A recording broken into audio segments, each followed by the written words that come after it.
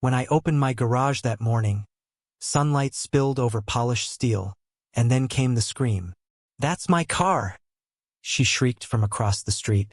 Within minutes, sirens echoed through the neighborhood. I hadn't stolen anything, yet I was the criminal. Before I tell you how truth turned her own lie against her, make sure you stay till the end. The morning had started like any other in Ridgewood Estates, the kind of suburban neighborhood where lawns were perfect and smiles were fake. Birds sang over the quiet hum of sprinklers as I stepped out onto my driveway, coffee in hand, the air still cool from the night. My garage door groaned as it lifted, revealing my latest project. A silver 2020 sedan I'd bought at an auction 2 weeks earlier. It wasn't new, but after a deep clean and a fresh coat of wax, it looked brand new. I'd spent the weekend restoring it, detailing every inch. It was my escape, my small pride. Then came the voice. Sharp, familiar, poisoned with control. "Excuse me, Karen. Every HOA has one, the self-appointed guardian of community standards." She was the kind of neighbor who inspected your trash bins, photographed your grass, and emailed violations before sunrise. I'd dealt with her complaints before. Garage door left open too long. Driveway not pressure washed. Mailbox paint fading. But this time, she wasn't holding her phone for pictures. She was shouting, "That's my car." I froze, half laughing, half confused. "What?" She marched closer, heels stabbing the pavement, her pink suit catching the morning light like armor. "That's my car. The one that was stolen last month. You have my VIN number, don't you?" I blinked. "Karen, this car's from an auction." She didn't hear me or didn't want to. Her voice grew louder, sharp enough to slice through the calm morning. Within seconds, neighbors peeked through blinds and doorways. Phones appeared. Cameras blinked red. Then, she pulled out her phone. "I'm calling the police." I sighed. "Karen, don't." But she already had 911 on speaker. "Yes, officer. I found my stolen car. The thief lives across from me. He's in his driveway right now." It felt surreal. Standing on my own property, beside my own car, being accused by a woman who didn't even have the same model. Yet she spoke with such confidence, such entitlement, that even reality bent a little. Within 10 minutes, the first patrol car arrived, lights flashing, sirens bouncing off the pastel walls of the houses. The officer stepped out, calm but cautious. "Sir," he said, hand resting on his belt. "We received a report of a stolen vehicle." Karen practically ran toward him. "That's it. That's my Lexus. I told you." "It's not a Lexus," I muttered. "It's a Nissan." She glared at me. "Don't play dumb. You probably changed the emblems." The officer looked at me. "May I see your registration, sir?" I nodded, keeping my hands visible, moving slow. I could feel everyone's eyes. Neighbors standing on sidewalks, kids peeking from windows. My quiet street had turned into a courtroom. I handed over the papers. The officer scanned them, brow furrowing. "This says it was purchased legally." Karen's voice rose. "He forged it. He probably hacked the DMV site." The officer sighed. "Ma'am, please calm down." But Karen wasn't calming down. She stormed toward the car, running her manicured nails along the side. "It even has the same scratch mark," she shouted. "Right here on the door." "That's factory texture," I said quietly. She spun around, finger pointed like a dagger. "You think you can fool me? I know my own car." The officer stepped between us. "Ma'am, please step back." Her face turned red. "He's a liar. Arrest him." The tension thickened. The air felt heavy. I watched as the officer radioed something back to dispatch. My stomach knotted.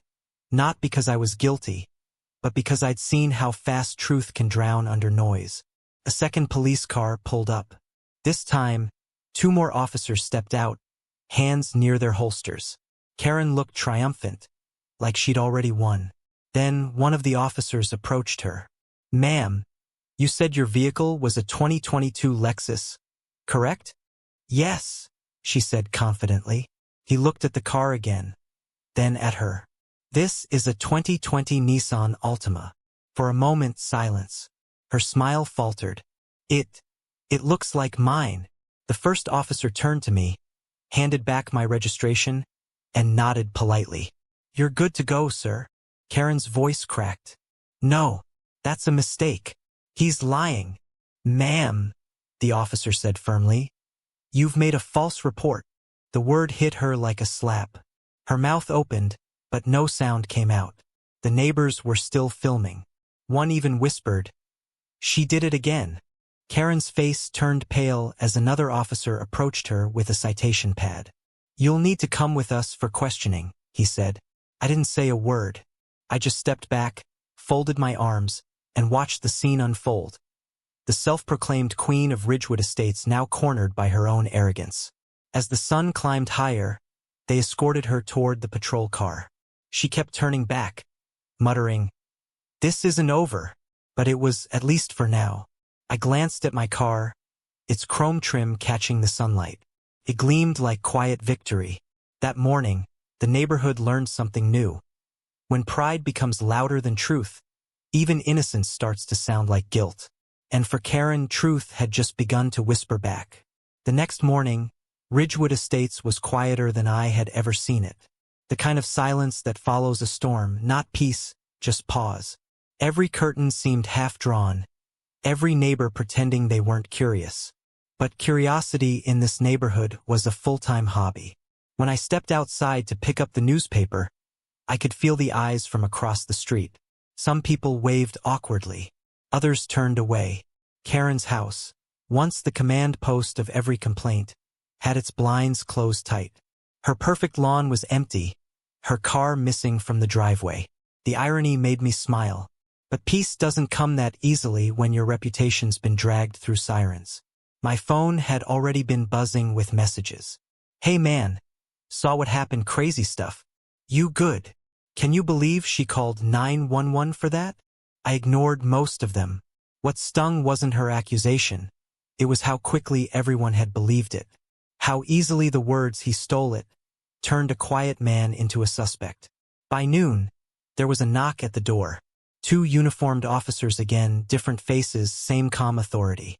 The taller one introduced himself as Officer Daniels. We just need a few follow-up questions, he said. I nodded and invited them in. The scent of coffee still hung in the air as they sat across from me at the kitchen table. Papers rustled. Radios crackled faintly from their shoulders.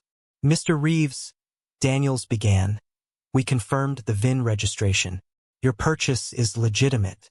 But Mrs. Jacobs? He paused, referring to Karen by her full name.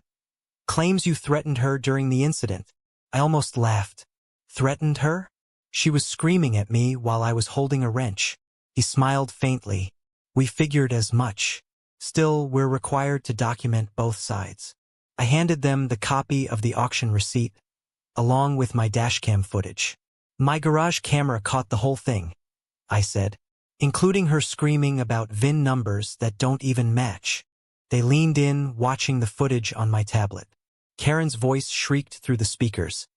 Accusing, desperate, absolute. At the end, her words echoed, "Arrest him. That's my car," followed by the officer calmly replying, "Ma'am, this is a Nissan." Daniels nodded slowly. That's all we needed. You're clear. As they stood to leave, the younger officer hesitated. For what it's worth, sir, he said. We get calls from her often, but this time she crossed a line. I thanked them and shut the door, but a strange heaviness lingered. Justice had shown up, but humiliation doesn't disappear with paperwork. Later that afternoon, while polishing the car again, I noticed something taped to my mailbox. An HOA notice, signed by Karen before the incident. Garage activity must be completed within approved hours. Noise violations will incur fines. I laughed under my breath. She had filed this before she even called 911. It wasn't about a car, it was about control. That evening, the HOA held an emergency meeting. The email invite was mandatory attendance. Though no one could actually enforce it, I decided to go. Curiosity, maybe, or closure. The community center was packed. Folding chairs filled the hall, the smell of coffee and tension thick in the air. Karen wasn't at the front. Instead, Ross, the HOA president, stood with a stack of papers and a face that looked 10 years older than yesterday. He cleared his throat. "We've received multiple complaints regarding an incident involving our board member, Mrs. Jacobs." Murmurs rippled through the crowd. Ross continued, "After reviewing police records, Mrs. Jacobs has been temporarily suspended from her duties pending investigation. We do not condone misuse of authority." From the back of the room, someone whispered, "Finally." I sat quietly, arms crossed. Ross glanced toward me briefly. "Mr. Reeves, on behalf of the board, I want to apologize for what happened. We value your presence here." I nodded once. No speeches, no victory laps, just silence. After the meeting, as people filtered out, a few neighbors approached me. Some apologizing, some pretending they hadn't watched everything from their windows. One older lady said softly, "You handled it with grace, dear. Most people would have shouted." I smiled. "Noise violations, you know," I said, and she laughed. When I returned home, the streetlights had flickered on, glowing gold against the quiet pavement. I parked the car neatly inside the garage, letting the door roll down slow. For a moment, the sound reminded me of that morning. Her scream, the sirens, the disbelief. But now there was only stillness. I poured myself another coffee and stood by the window. Across the street, Karen's porch light flicked on. Through the thin curtains, I saw movement, her silhouette pacing, maybe talking on the phone. Her world had grown smaller, boxed in by her own arrogance. But something in her posture still carried fight, that stubborn refusal to admit fault. And in my gut, I knew she wasn't done. Justice had only begun to unfold. 2 weeks passed before the quiet cracked again. That morning, a soft drizzle blurred the glass of my kitchen window. The street shimmered wet under gray clouds. I thought maybe, finally, life in Ridgewood Estates would return to normal. But arrogance doesn't vanish. It hides until the next spark came as an envelope, white sealed and tucked neatly under my door. HOA logo printed in bold. I sighed, already guessing who was behind it. Inside was a letter, short, bitter, and predictable. "You are in violation of community decorum. Your behavior during recent events brought embarrassment to the HOA. Further disciplinary review may follow. Acting Chairperson, Mrs. Karen Jacobs." I almost laughed out loud. Suspended, yet still trying to rule.